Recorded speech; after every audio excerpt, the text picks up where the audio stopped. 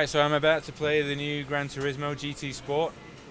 We've had the presentation today in London, and I'm honestly very excited about it. Kazunori Yamauchi's talked about how it's almost like a reboot of the series. It's kind of gone back to, trying to capture the realism and sort of the real driving experience.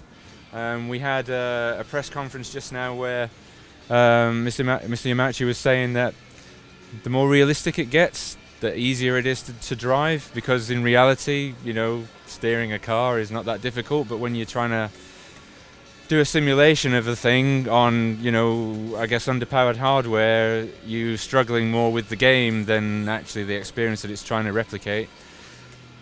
I mean, I can't drive, but I'm driving this car, so I guess there must be some truth in what he said.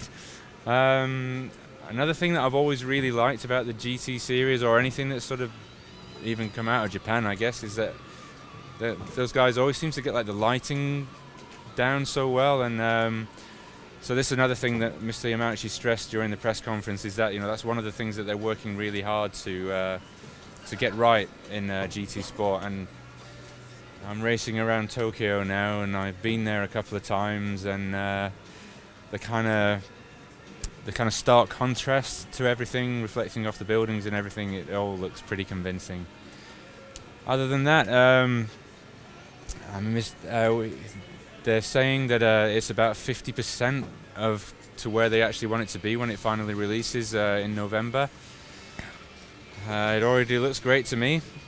Yeah, I mean, it feels great. I doubt I'll have this kind of setup at home. I'll just be sitting there with the DualShock, I guess. But I guess that's about all there is to it, really.